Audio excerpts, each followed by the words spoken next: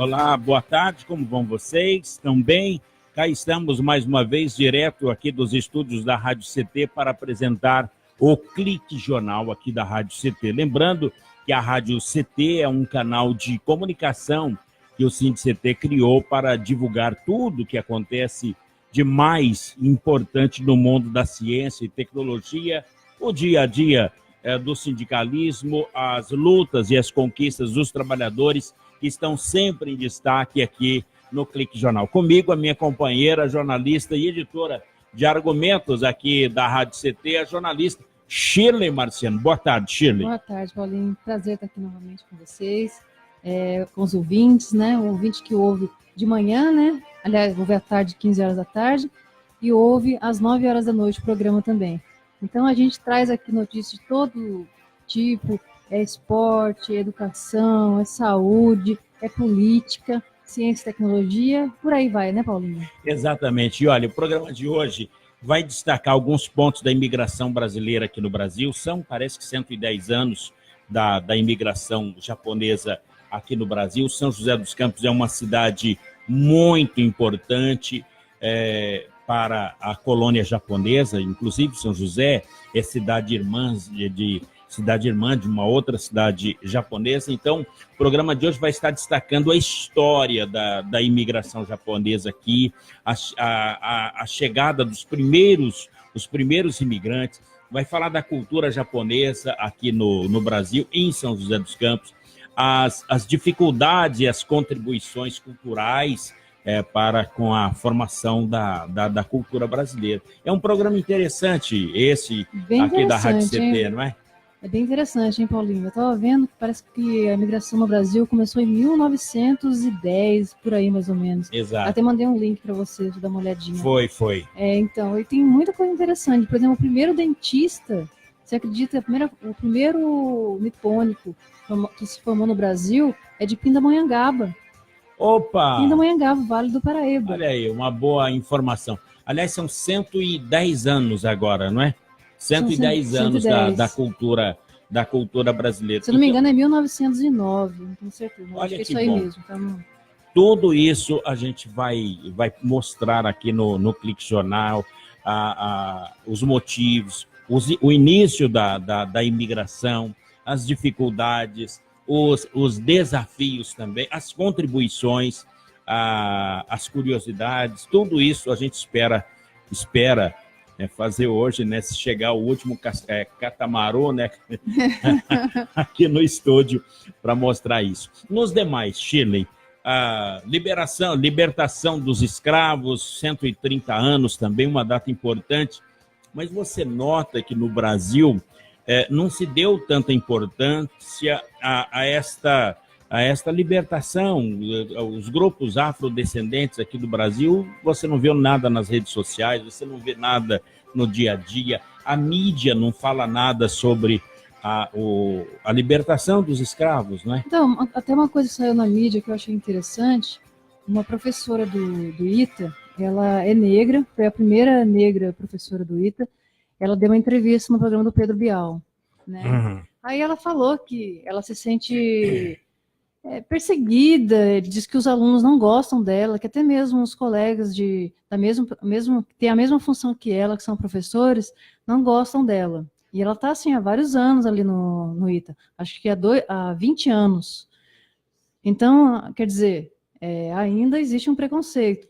Aí o que me deixou mais triste? Ela fez assim, um desabafo, uma denúncia, de alguma maneira. Aí eu participo do grupo da Associação dos Engenheiros do ITA, Uhum. E lá eles fizeram uma moção uma carta aberta, na verdade, que passa como uma moção de repúdio ao que ela disse, dizendo que nada daquilo era verdade, etc, etc, etc. E abaixo os comentários, que são pessoas também haitianos, pessoas que têm relação ali com eles, que endossou o que ele disse.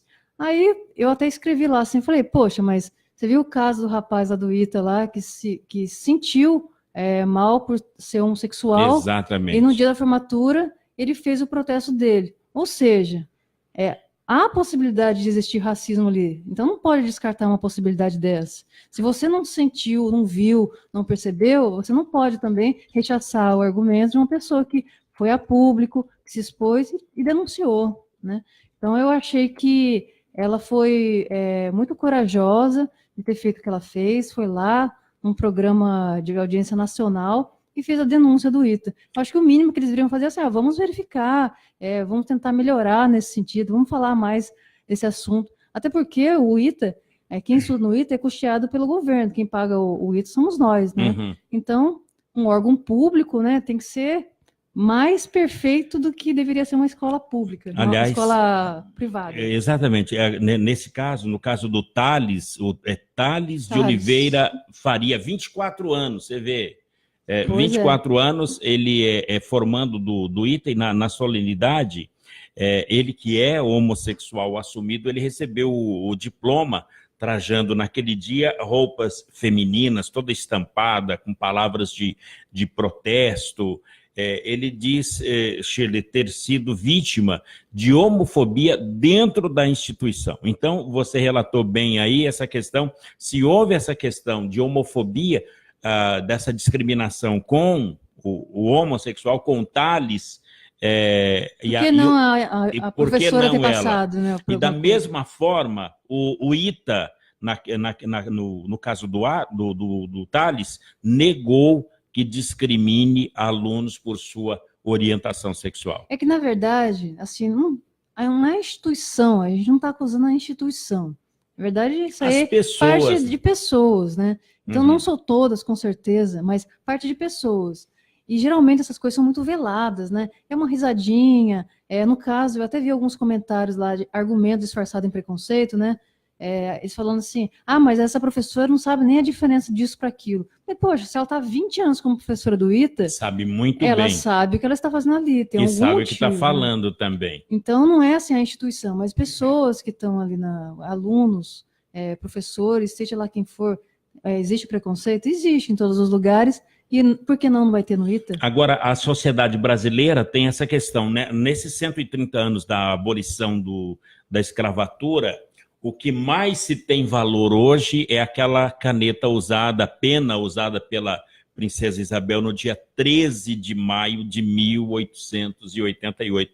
Os colecionadores estão pirando por aquela caneta, até por alguma semelhança com aquela caneta, porque aquela caneta ela é de ouro, ela é cravejada com 27 diamantes, 25 pedras vermelhas, mas o grande valor está na história daquela caneta que representa para o país, né, nesses 130 anos, a história da escravatura brasileira. Agora, uma pena que não houve uma pulverização da mídia por um momento tão histórico do Brasil.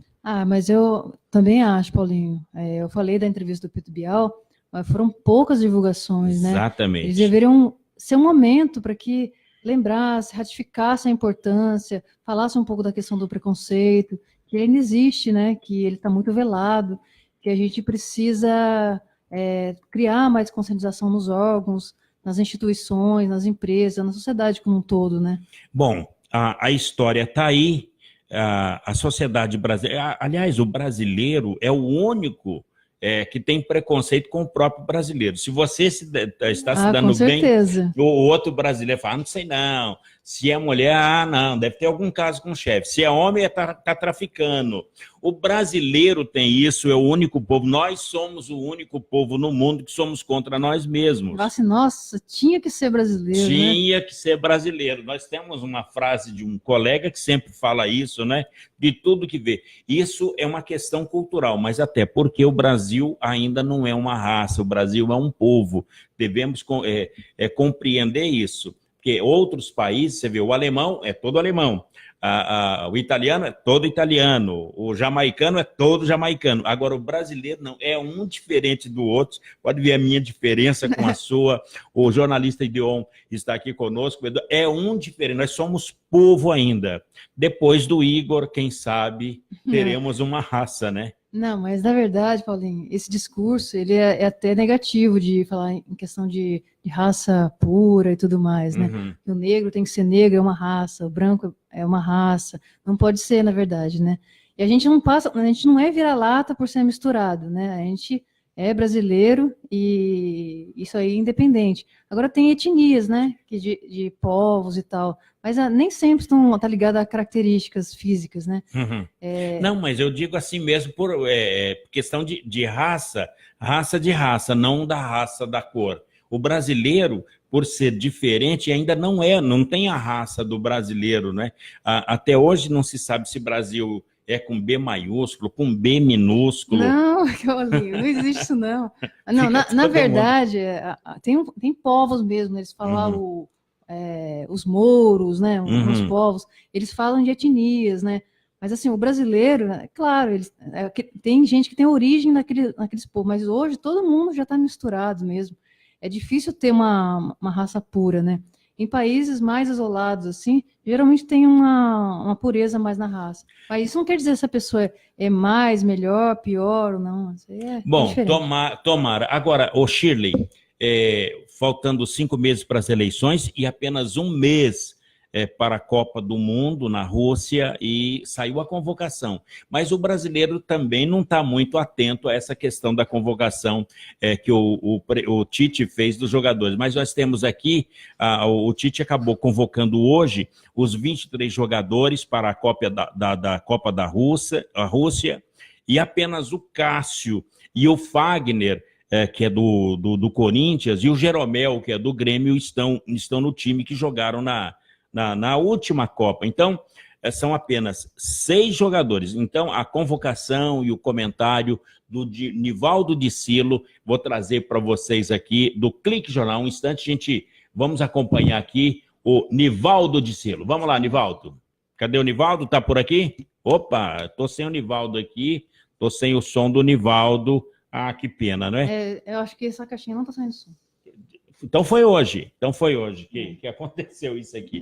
Mas tudo bem. Durante a programação nós traremos a convocação do técnico Tite da seleção brasileira. Ainda hoje, aqui no Clique Jornal. Bom, estamos aguardando aqui a Beatriz que vai falar do começo da imigração japonesa aqui em São José dos Campos, que foi um período muito difícil. Ela nos disse nos bastidores que os japoneses aqui em São José, aqui no Brasil, se depararam com muitas dificuldades, a língua diferente, os costumes, as religiões aqui do Brasil, o clima, a alimentação e até mesmo o preconceito, já que falamos de preconceito agora, os preconceitos que tornaram-se uma barreira à integração dos nipônicos aqui no Brasil.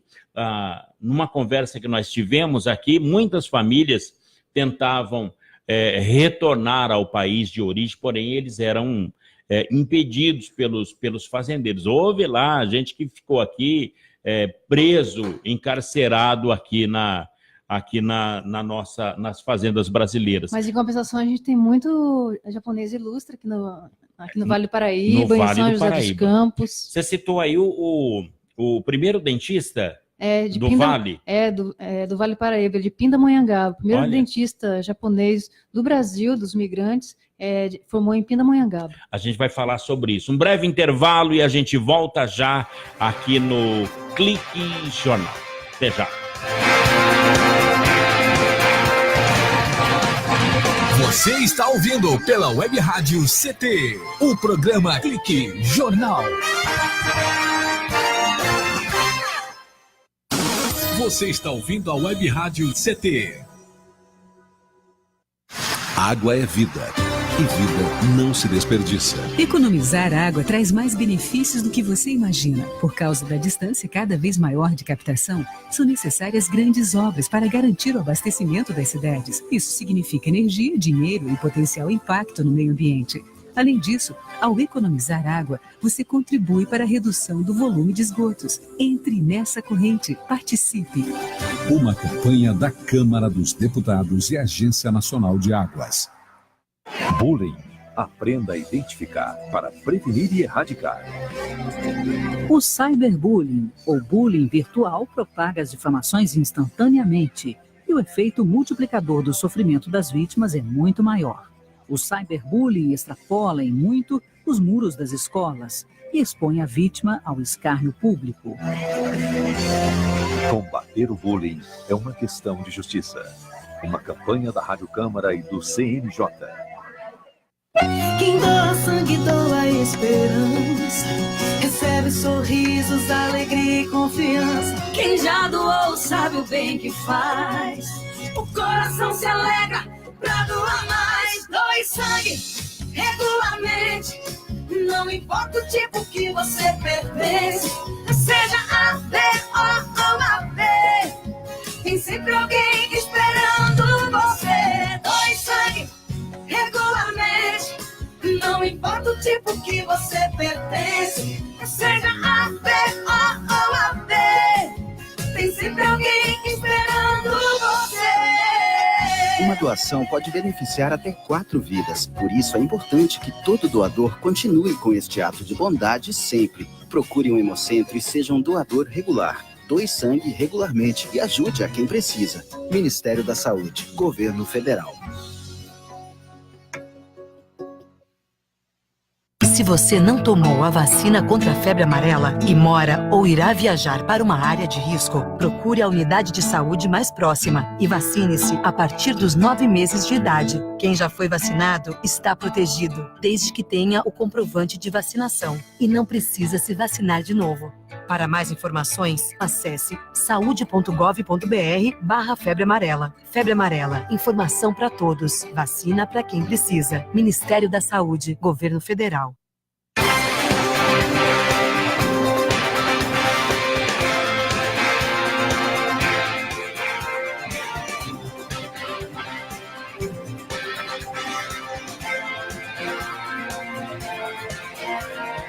Muito bem, estamos de volta aqui no Clique Jornal, o jornal da Rádio CT, a Rádio de Ciência e Tecnologia do setor aeroespacial. Como nós dissemos para você, ouvinte, e internauta também, há alguns segundinhos atrás, o técnico da seleção brasileira, o Tite, convocou os 23 jogadores para a Copa.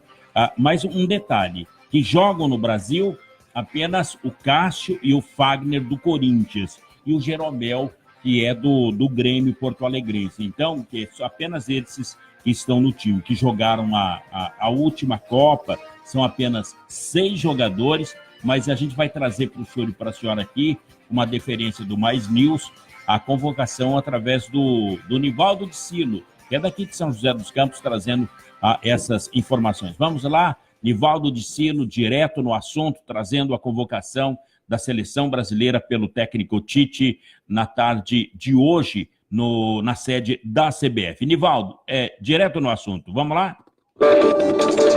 Mais esporte. Tivemos grande surpresa. O que se esperava aconteceu mesmo. Temos os 23 escolhidos pelo técnico Tite para tentar o título da Copa do Mundo da Rússia. O anúncio aponta, são apenas 6 remanescentes da Copa de 2014. Eles vão estampar camisas, vão gravar comerciais, vão ficar na memória, para o bem e para o mal, se o resultado não vier como todos nós esperamos. Talvez você não concorde com todos os escolhidos. Agora, nos resta torcer por eles. Tite sempre foi fiel às suas convicções e dificilmente mudaria agora. Ele fecha com um grupo e vai com ele até o fim. E que esse fim seja com o título. Assim, anote aí. Os goleiros do Brasil na Copa da Rússia serão Alisson, da Roma, Ederson, do Manchester City e Cássio, do Corinthians. Os laterais, sem Daniel Alves, do PSG, que se machucou. Fagner, do Corinthians, Danilo, do Manchester City, os da direita. Laterais pela esquerda, Marcelo, do Real Madrid e Felipe Luiz, do Atlético de Madrid. Zagueiros, Miranda, da Inter de Milão, Thiago Silva e Marquinhos, do PSG. Além de Jeromel, do Grêmio, bem merecido, por sinal. Jogadores do meio-campo, Casimiro, do Real Madrid, Felipe Coutinho e Paulinho, do Barcelona, Fernandinho, do Manchester City, Fred, do Shakhtar, Renato Augusto, do Beijing Guoan, da China, e William, do Chelsea. Os atacantes, Douglas Costa, da Juventus, Firmino, do Liverpool, Gabriel Jesus, do Manchester City, Tyson, do Shakhtar e Neymar, do PSG, nossa grande estrela. Que eles consigam o Hexa. O Brasil não vence uma Copa desde 2002. Bem que pode chegar a hora de novo. De São Paulo, Nivaldo de Silo. Muito bem. Mais esporte.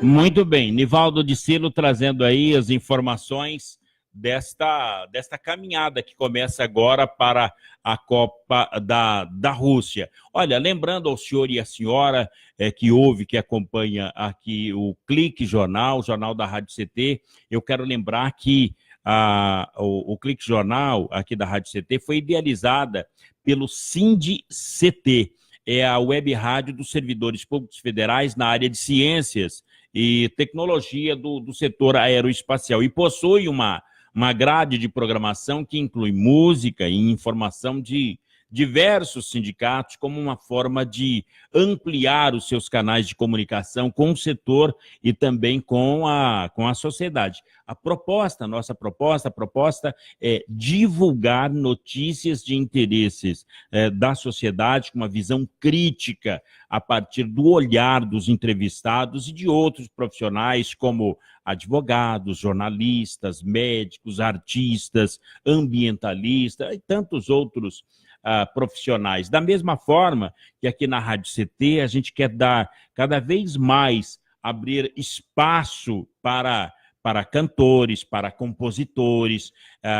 Hoje pela manhã me encontrei o Trem da Viração, também é o Del Lopes, aqui em São José dos Campos, cidadão lindo, de primeira grandeza, o Del Lopes, que sempre tem se apresentado aqui na Rádio CT, na programação da Rádio CT, e tem nos dado a simpatia da sua participação aqui no Clique Jornal. Muito obrigado, viu, o Del Lopes. E abrir espaço para esses cantores e compositores que, às vezes, mesmo com produções de qualidade, não conseguem acesso gratuito nas emissoras comerciais. Então, essa é a proposta aqui da Rádio CT. Mas, Shirley Marciano, vamos abrindo ali para pegar, para focar, para enquadrar, para ficar bonito, falar com a Shirley Marciano aqui. Shirley, o jornal da Rádio CT, o jornal do SINDI-CT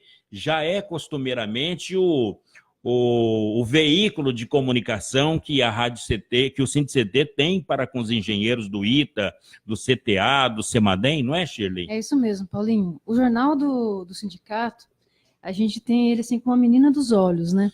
Porque em todas as nossas mídias, a gente acaba que resume alguma coisa nele. Por exemplo, alguém vai dar uma entrevista aqui, a gente achou super interessante, a gente vai, traz para o jornal, como aconteceu com o Márcio Postman. O economista, né? Isso. Ele foi candidato a prefeito de Campinas, foi presidente do IPEA, é um figuraço da economia. Então, ele assim, é uma pessoa de esquerda que tem uma visão de esquerda a respeito da economia. É legal até a gente trazer alguém que tem uma visão diferente outro dia para poder falar também. Então, ele veio, deu uma super audiência na rádio, pela TV também, no Facebook. Então, a gente gostou demais. Eu mandei umas perguntas para ele, para algumas das quais você já perguntou aqui, mas quando vai fazer escrita é um pouquinho diferente, a gente mandou para ele. Então, o jornal do sindicato, ele meio que reúne todas as outras mídias que nós temos, o blog, tudo, a gente coloca nele aqui, porque ele sai uma vez por mês. Então, ele já sai assim já com a notícia feita, comentada, etc., né? Então, pro próximo mês, no jornal, a gente vai voltar a um assunto que ficou assim, a gente deu só a primeira pitadinha, né? Opa. É sobre o Comitê de Desenvolvimento do Programa Espacial Brasileiro. Criaram um comitê através do Planalto, olha só. Nossa. A Presidência da República criou um comitê que faz parte de membros de vários ministérios para refazer a questão do Programa Espacial Brasileiro. Tudo, em questão de governança, sobre a questão do CLA, que é o Mas Centro de Lançamento de combinaram Alcance. com os cientistas? Não, Paulinho, fizeram de uma maneira muito fechada e eles vão discutir através de grupos de trabalho. São 9 grupos de trabalho. Dessa vez, nessa próxima edição, a gente vai tratar de cada um deles. Sobre a questão fundiária do Centro de Lançamento de Alcântara, que tem problema com os indígenas lá. Então, assim, Também.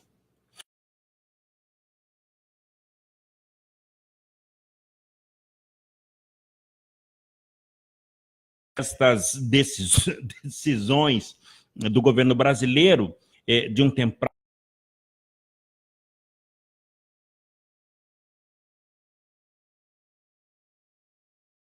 sincera com você, para mim não mudou muito, porque eu ainda continuo com o mesmo emprego, né? O sindicato, ele não aderiu àquelas mudanças que foram feitas nas leis trabalhistas. Então, para mim, tá bom, porque o sindicato aqui, eles são legais com os funcionários, na minha opinião. Né? Eu estou fazendo fita com... Não é uma analogia. Não.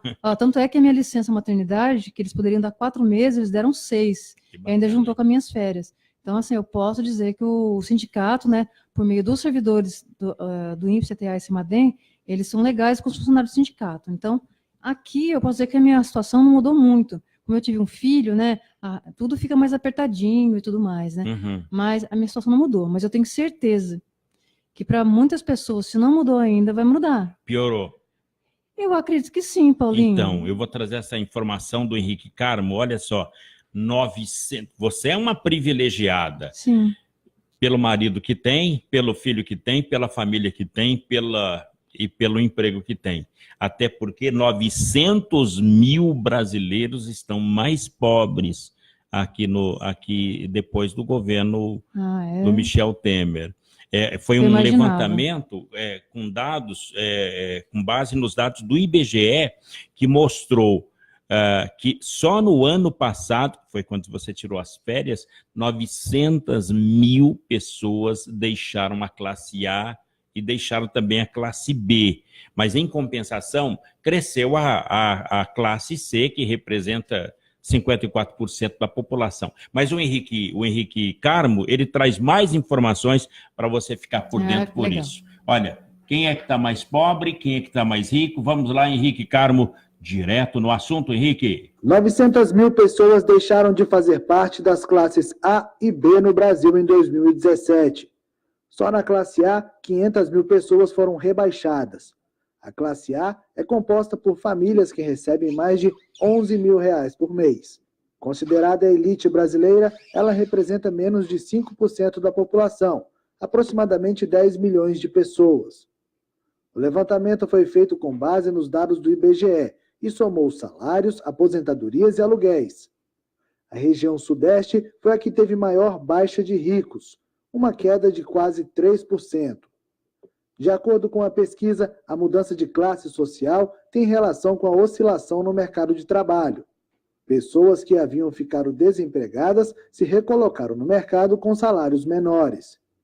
Com a diminuição de ricos no Brasil, cresceu consequentemente a classe C e D. Só na classe C, o aumento foi de quase 4%. Esta classe é composta de pessoas que têm renda familiar que vai de R$ 1.800 até R$ 7.200. A classe C representa 54% da população brasileira, aproximadamente 113 milhões de pessoas. De Brasília, Henrique Carmo. Está aí a informação do Henrique Carmo mostrando que só aqui no Sudeste, 3%. E olha, 3% mais pobre, mudar de classe. Esses dias eu via lá, por motivo de mudança, estou vendendo a mobília, mas era mudança de classe. Olha, Paulinho, a gente consegue ver, na verdade, no dia a dia, assim, falar rapidamente, já vai para o intervalo, né? Vários comércios, aqui mesmo no nosso bairro, aqui fecharam, Vila Diana, ali vai pela São João, ali, vários comércios fecharam, várias lojas grandes fecharam. Então, assim, não só nesse governo, começou já no governo Dilma, mas piorou nesse, porque ele cortou um monte de coisa, um monte de direito das pessoas, e até mesmo aquele pessoal que é a extrema pobreza, que daí mexeu com o Bolsa Família, aí cresceu um número também de miseráveis, né?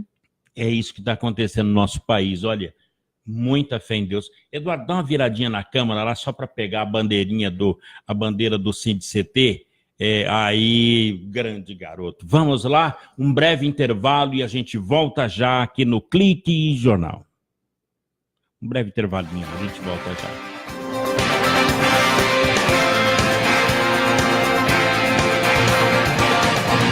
Você está ouvindo pela Web Rádio CT, o programa Clique Jornal.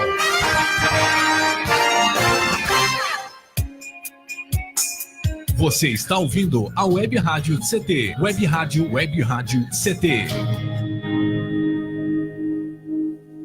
Olha aí, vem do voto baratinho, moça bonita não paga, troca o voto por tijolo, bicicleta. Caiu o preço, doutor. Só na minha família é uma dúzia. Você acha isso estranho? Pois tem gente que negocia voto por qualquer favorzinho pessoal. Engana a si próprio e prejudica milhões de outros brasileiros, porque ajuda a eleger um candidato corrupto.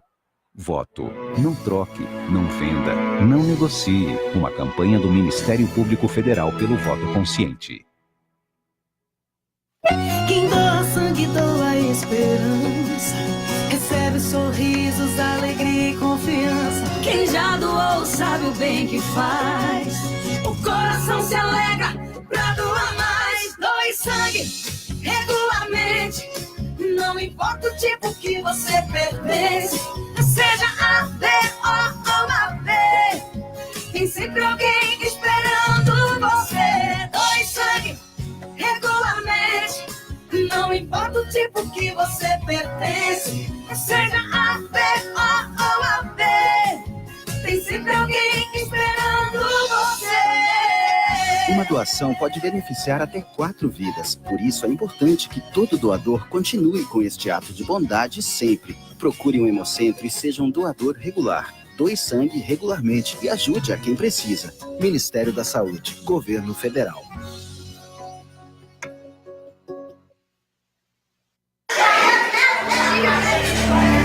Pedofilia não é brincadeira, é crime. O pedófilo costuma ser uma pessoa acima de qualquer suspeita, o que facilita sua atuação. Existem casos em que o encontro pessoal pode terminar em violência física ou sexual. Diante do computador, todo cuidado é pouco. Fique atento. Internet segura é mais que um jogo, é a sua vida. Uma campanha da Polícia Federal e Câmara dos Deputados. Se você não tomou a vacina contra a febre amarela e mora ou irá viajar para uma área de risco, procure a unidade de saúde mais próxima e vacine-se a partir dos 9 meses de idade. Quem já foi vacinado está protegido, desde que tenha o comprovante de vacinação e não precisa se vacinar de novo. Para mais informações, acesse saude.gov.br/febre amarela. Febre amarela, informação para todos, vacina para quem precisa. Ministério da Saúde, Governo Federal.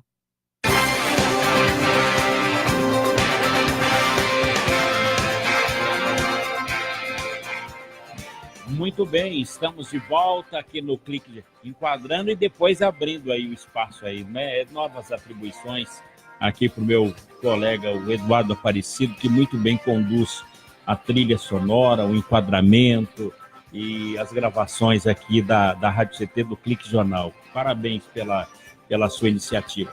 Olha, antes de passar para Shirley, queremos citar aqui os 130 anos da abolição da escravatura. E a gente fica chateado, sentido das pessoas que, ligadas ao movimento negro, não ter procurado a mídia para falar sobre isso. É um assunto muito importante. E da mesma forma... A gente podia trazer alguém aqui, né, Paulinho? Exato, mas que a iniciativa deveria ser deles, não é? De falar sobre isso. Estamos abertos aqui. Mas... estamos abertos, mas está aí, a iniciativa deveria ser, porque no Rio Grande do Sul, para você ter uma ideia, a pobreza lá no Rio Grande do Sul, que é um país, um estado do Sul aqui, ele tem cor, e a cor da pobreza lá no Rio Grande do Sul é negra. Nesses 130 anos da Lei Áurea, que foi sancionada no dia 13 de maio de 1888, que aboliu a escravidão no Brasil, a situação do negro no país segue, vamos dizer, agrilhoada ao preconceito, à timidez de políticas públicas que venham a reduzir a desigualdade entre brancos e negros. Então, a gente vê, só citando aqui o Rio Grande do Sul, sem citar os outros estados brasileiros, mas deve-se falar sobre isso, porque lá, por exemplo, no Rio Grande do Sul, tido como um estado europeizado, porque lá tem muito italiano, muito holandês e tal, em razão da sua colonização.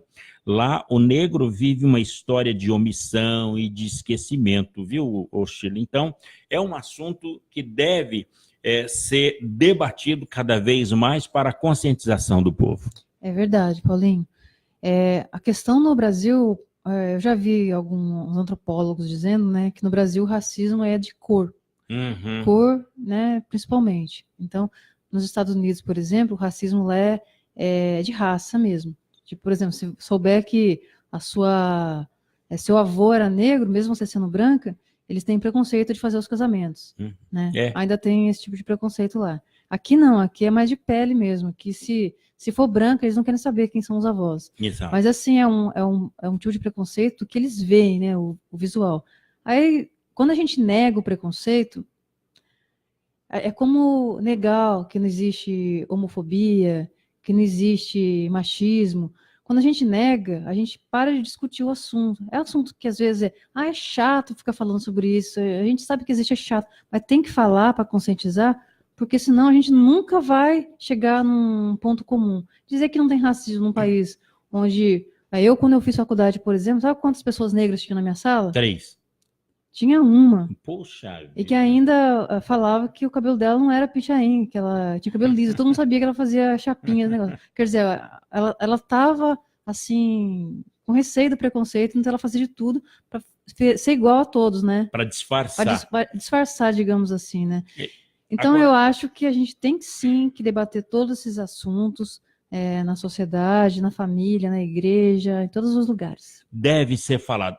Por outro lado, a gente está falando de raças aqui, da abolição da escravatura dos 130 anos, mas também dos 110 anos da imigração japonesa. E nesses 110 anos, olha só a questão de diferença. Atualmente, aqui no Brasil, Chile, o Brasil é o país com a maior quantidade de japoneses fora do Japão, plenamente integrados à cultura brasileira. Eles contribuem com o crescimento econômico, com o desenvolvimento cultural do Brasil. Os japoneses trouxeram, junto com a vontade de trabalhar, porque trabalham muito mesmo, a arte, os costumes, a língua, brasileiro nenhum fala, mas tem a crença japonesa, não é?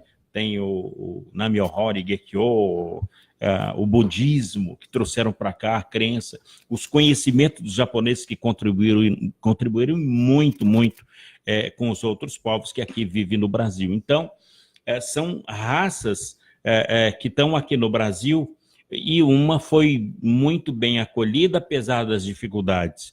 Agora, o povo negro aqui do Brasil, o afrodescendente, nem todos, não é? Nós temos aí um Joaquim Barbosa, né, que chegou a ministro do Supremo Tribunal Federal, temos o Rei Pelé, que é o rei do futebol, mas a grande maioria do povo brasileiro, do povo afrodescendente, sofre muito o preconceito racial. É porque a diferença, por exemplo, da migração japonesa, a migração negra, né, elas são totalmente diferentes, né?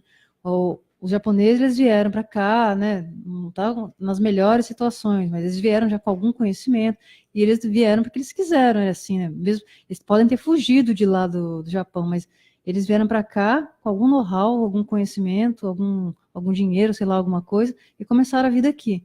Agora, os africanos, os negros, eles vieram aqui à força para ser escravo, né? Então não estudava, não tinha oportunidade nenhuma. Depois que teve a Lei Áurea, eles foram parar em favelas, porque não tinha nada, né? Eles viveram a vida inteira analfabetos e sem oportunidade, sem dinheiro, sem emprego, sem nada. Sem motivação. E sem motivação. E ainda carregando a situação do preconceito, porque daí, quando ele foi parar na favela, eles ficaram pobres, e são pobres até hoje, a maioria. Exatamente. Né? E aí eles sofrem o preconceito. Agora o japonês é bem diferente, tanto é que é difícil você ver um japonês mendigo por aí. Exato, é verdade, é muito difícil. Tá certo que eles são trabalhadores, mas os negros também são trabalhadores. Ambos são.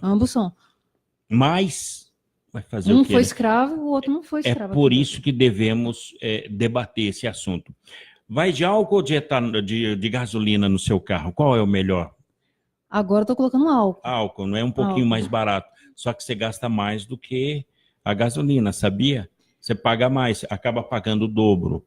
Será? Vamos conferir isso, porque assim como a Chile, que dada a situação econômica do país, muitos proprietários de automóveis estão colocando etanol ou álcool combustível no seu automóvel. Mas o repórter Vitor Abreu, ele acabou conversando com o professor de mecânica automobilística do Senai, Shirley, que é o professor Flávio Rezende. Vamos lá conferir qual que é o melhor para o seu carro, para o seu Honda? Agora eu tô vendo que é o álcool, né? Vamos saber agora. Vamos lá, Vitor Abreu, direto no assunto, Vitor. Na hora de abastecer, você sabe o que vale mais a pena? Álcool ou gasolina? Para saber quando é vantagem usar um ou outro, basta fazer o seguinte cálculo: valor do álcool dividido pelo valor da gasolina.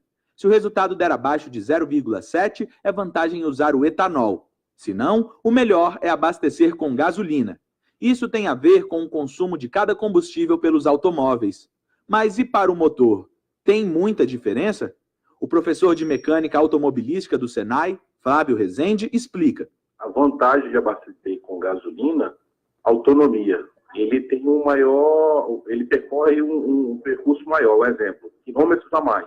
No caso, quando ele está abastecido com álcool, ele tem uma autonomia menor. O álcool ele tem um maior hidrotanagem, quer dizer, ele melhora a potência do motor em até 5 cavalos. Pelo país, apenas em alguns estados o etanol tem sido vantagem, como em São Paulo, Paraná e Minas Gerais. Em São Paulo, por exemplo, em média, o litro da gasolina está sendo vendido a R$ 4,01 e o do etanol a R$ 2,62, uma diferença de quase R$ 1,40. No cálculo, o resultado é 0,65, ou seja, menos que 0,7. Reportagem Vitor Abreu.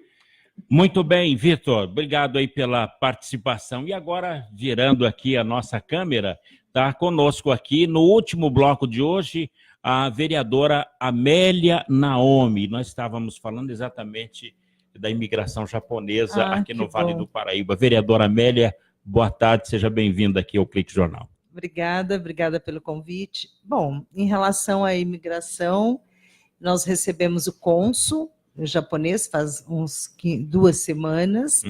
Ele esteve visitando a cidade e nós levamos ele na escola Estevão Ferri.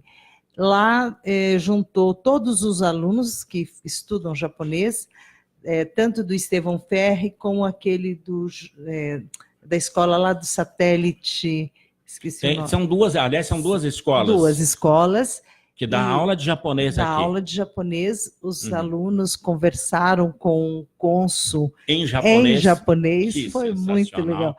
Na hora de ir embora, o pessoal deu aquele abraço, juntou todos os alunos. Eu acho que ele ficou muito feliz com o trabalho que está sendo feito aqui da escola japonesa para os meninos brasileiros. Então, recapitulando, as escolas, são escolas estaduais? Estaduais.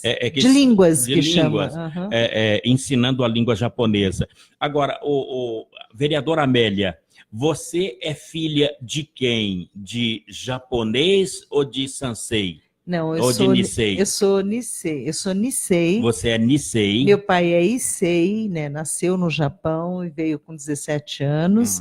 E minha mãe, ela é Nisei também. Mas como o meu pai é japonês, então eu sou Nisei. Então, você é filha de pai japonês e mãe brasileira. Nascida no Brasil. E agora a gente fala aqui do começo da imigração japonesa, que foi um período muito difícil. Sim. Para o seu pai, ele te contou essa história? Várias passagens. Quando ele chegou e desceu do navio, ele tinha o pessoal assim do lado no porto, e aí ele viu o abacaxi, nossa, ficou doido pelo abacaxi.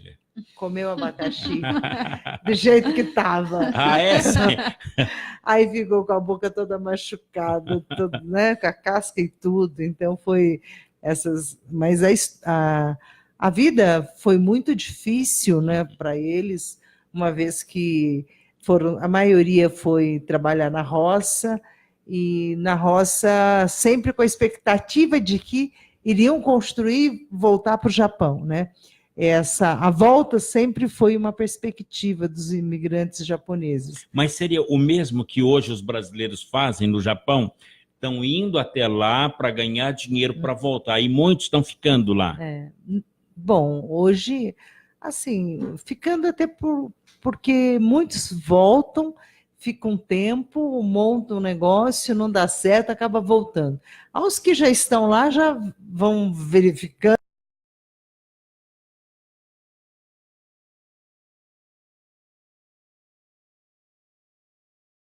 É alto, mas a qualidade de vida é boa, né? Você trabalha muito. Agora, você tem, acho que o fator que pega muito os japoneses que estão hoje lá no exterior é a questão da segurança, né? Então, acho que essa é uma coisa que pesa e me faz com que muita gente continue morando em outros países, não só no Japão, porque afinal as pessoas dormem com a porta aberta, não tem maior tranquilidade. Lá é muito seguro, então. Muito seguro, muito Bom, seguro. vereadora, no Brasil, a imigração japonesa era porque o Brasil precisava de mão de obra estrangeira para as lavouras de café. Enquanto no Japão, o Japão naquela época passava por uma dificuldade muito grande. Muito grande, uma recessão enorme. Então, o governo estimulava as famílias a mandar seus filhos fora do Brasil, entendeu? Então, a maioria, não só para o Brasil, mas a maioria, porque muita miséria foi depois da guerra, então muita pobreza, muita dificuldade. Meu pai não vinha para o Japão. O combinado, a minha avó tinha, quem escolhia eram os pais. Eles tinham escolhido meu tio mais velho, ele que viria. Mas ele ficou doente no período e tinha data para o navio vir, aí foi meu veio pai. Meio que forçado e acabou vivendo toda a vida. Agora, o que é o povo japonês hoje no Brasil? Como eles estão? Hoje, definitivamente, esse é um país nipônico? Olha, o maior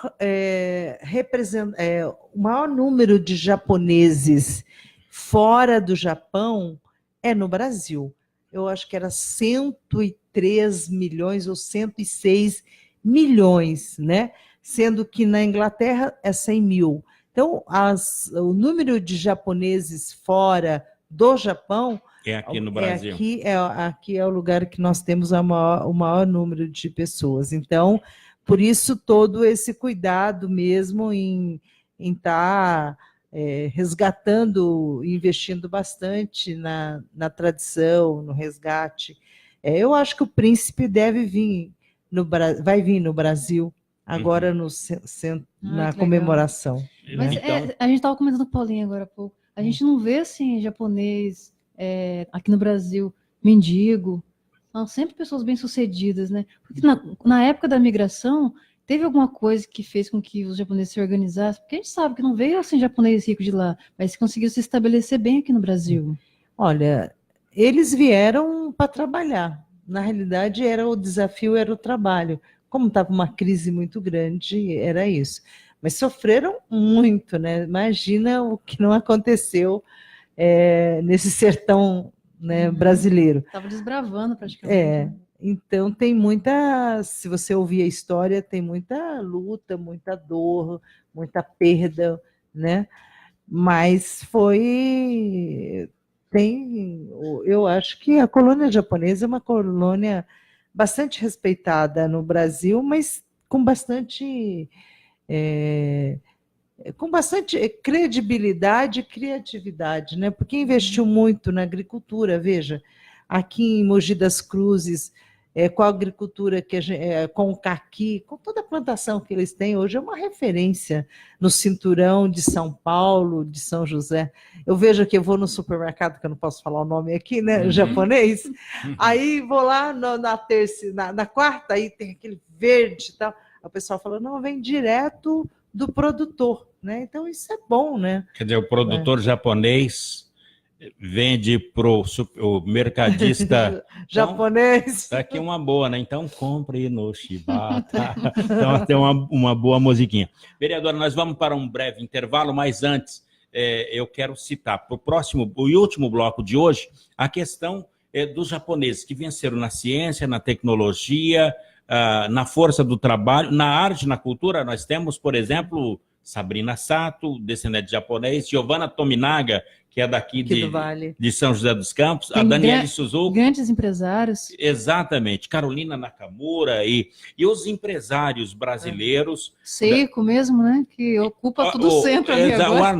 O Arnaldo da Seiko tem 50 lojas aí e tem tanto que montou uma própria imobiliária para gerir os negócios. Quer dizer, venceram. Eu queria no próximo bloco saber qual é o segredo do povo brasileiro para a longevidade do trabalho e das conquistas. A gente fala sobre isso. Tá bom.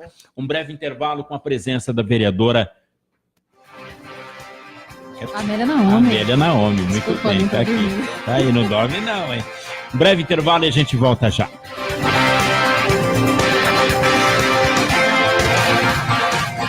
Você está ouvindo pela Web Rádio CT, o programa Clique Jornal. E se você não tomou a vacina contra a febre amarela e mora ou irá viajar para uma área de risco, procure a unidade de saúde mais próxima e vacine-se a partir dos 9 meses de idade. Quem já foi vacinado está protegido, desde que tenha o comprovante de vacinação e não precisa se vacinar de novo. Para mais informações, acesse saude.gov.br/febre amarela. Febre amarela, informação para todos, vacina para quem precisa. Ministério da Saúde, Governo Federal. Quem doa sangue, doa esperança. Recebe sorrisos, alegria e confiança. Quem já doou sabe o bem que faz. O coração se alegra pra doar mais. Doe sangue regularmente. Não importa o tipo que você pertence, seja A, B ou AB, tem sempre alguém esperando você. Doe sangue regularmente.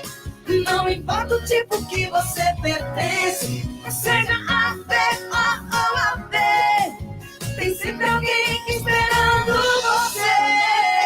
Uma doação pode beneficiar até 4 vidas. Por isso é importante que todo doador continue com este ato de bondade sempre. Procure um hemocentro e seja um doador regular. Doe sangue regularmente e ajude a quem precisa. Ministério da Saúde, Governo Federal. Em vez de um hospital novo, uma dentadura. Em vez de um transporte público de qualidade, um par de tênis. Em vez de uma escola nova para o bairro, uma pilha de tijolos. Quando você troca o seu voto por um favorzinho pessoal, elege um candidato corrupto e prejudica milhões de brasileiros, inclusive você mesmo. Vender o voto é um péssimo negócio para todo mundo. Voto. Não troque, não venda, não negocie. Uma campanha do Ministério Público Federal pelo voto consciente. Em vez de um hospital novo, uma dentadura. Em vez de um transporte público. Muito bem, estamos de volta aqui no Clique Jornal, Jornal da Rádio CT, e hoje falamos, no programa de hoje, além da convocação da seleção brasileira pelo técnico Tite, lá na sede da CBF, também sobre os 130 anos da libertação da escravatura aqui no Brasil, a imigração japonesa e a presença da vereadora Amélia Naomi. A vereadora Amélia é vereadora pelo 4º mandato aqui na cidade de São José dos Campos. Na política, quantos japoneses têm uma porcentagem? Não, olha, nós já fomos em 4, quando foi eu, Mauro Cano, Sogabe e Walter Hayashi. Verdade. Então nós já fomos uma grande bancada aqui. Hoje tem 10% então da Câmara. Hoje somos 2, né? 2. Eu e o Walter Hayashi. 2 japoneses. Bom, a vereadora tocou na questão da Câmara e me deixou muito assustado agora no intervalo, e eu vou perguntar sobre a ponte estaiada que a atual administração está tentando emplacar aqui em São José dos Campos. Qual é a avaliação da vereadora? Olha, a cidade precisa de muitas obras que estão paradas, né? A saúde, hoje eu tive com várias mulheres da região sudeste, numa reunião lá na Sabesp, e eles estavam falando que não tem remédio, que elas estavam com problema, reclamando da água e dizendo, ó, pior é que eu não posso pedir nem de pirona no meu postinho, porque não tem. Então, assim, nós estamos com uma precariedade muito grande em vários programas que foram secundarizados pelo governo, Veja, a manutenção, até hoje a cidade não voltou a ficar bonita, Verdade. porque São José é uma cidade linda, bonita, né? E a gente viu como é que eles deixaram suja a cidade, e ainda tem vários lugares que a manutenção, a SSM não chegou para estar trabalhando. Então, assim, a cidade tem outras prioridades, que é outros investimentos, tanto na área da saúde como da educação, do que a ponte. Eu acho que a ponte, quando todo mundo viu essa ponte, que é uma ponte bonita, mas que ela atende só um setor, houve uma rebeldia imediata da população. Muito rápida, Muito rápida, verdade. foi imediata. Eu não esperava que a rebeldia fosse tão grande em tão pouco tempo, né? A história da ponte é desnecessária. 64 milhões, vereadora, é um empréstimo que o município terá que pagar, e é um empréstimo em dólar, exatamente no momento que a economia está ruim aqui e o dólar subindo. É isso, é em dólar. É incrível isso. Existe algum dado técnico, teve algum estudo lá na Câmara com relação à obra? Ela não teve nenhuma audiência pública e nada que tivesse, ela apareceu, entendeu? Ela foi anunciada e pã, não era de meu conhecimento, não sei se você que é jornalista tinha conhecimento de que iriam anunciar ou que tinha uma perspectiva de que seria essa obra, então...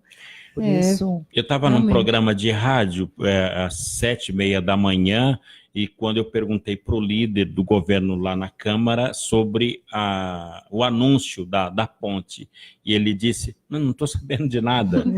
Olha, ninguém sabia... Não, pelo jeito você sabia há 6 anos atrás, é isso? Exatamente, no governo anterior do anterior. Quando o secretário de governo era secretário de transporte. De transporte, ele já queria emplacar isso. Então é isso. Mas para o anúncio é coisa agora, antiga. É coisa que agora vão tentar retomar, é claro. Agora, politicamente, São José, ela vai ter um retrocesso com isso aí?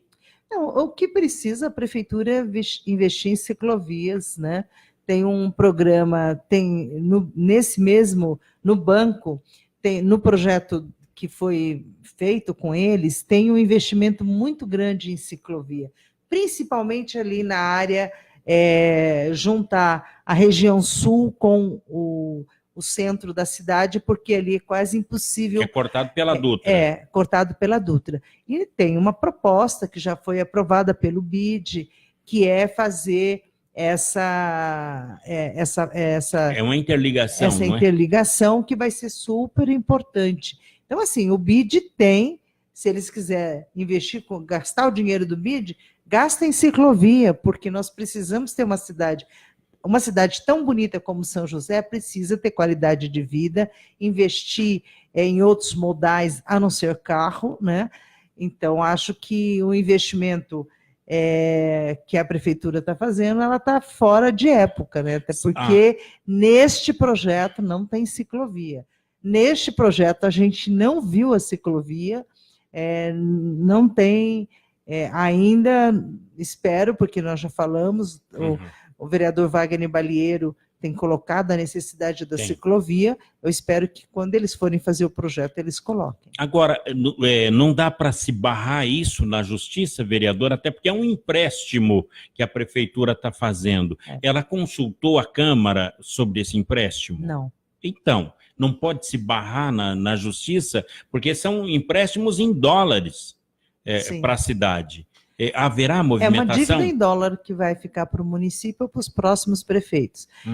Não existe, nem do ponto de vista legal, nenhuma obrigatoriedade do prefeito fazer a consulta para a Câmara Municipal. Então, é por isso que... É livre.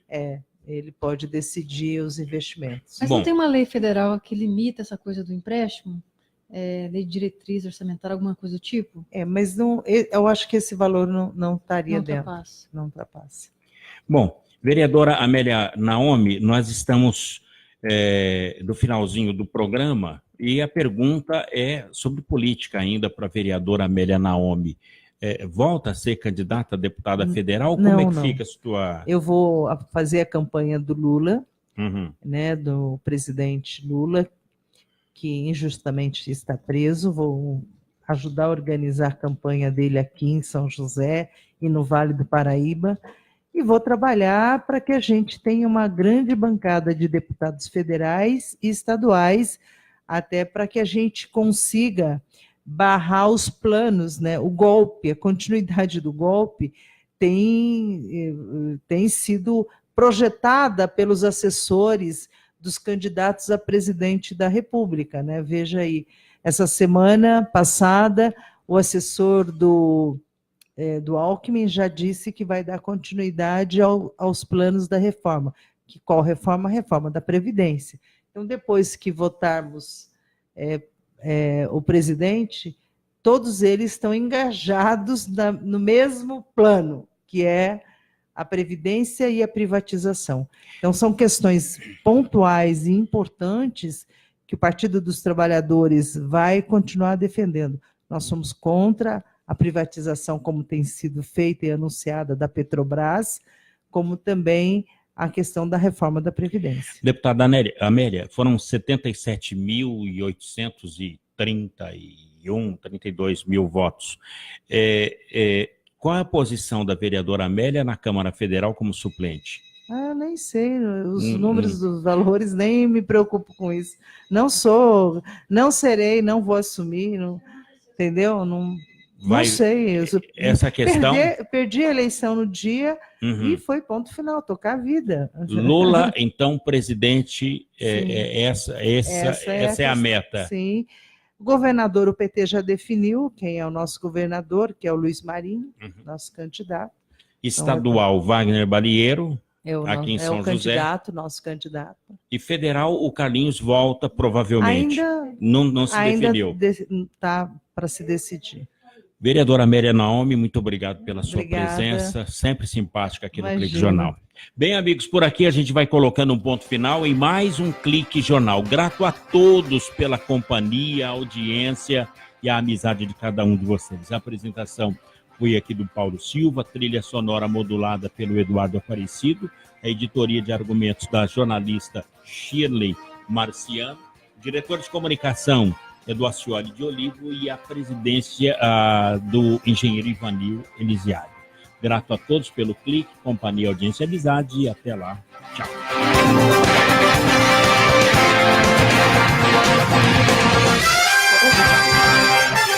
Você ouviu pela Web Rádio CT Clique Jornal. Clique Jornal.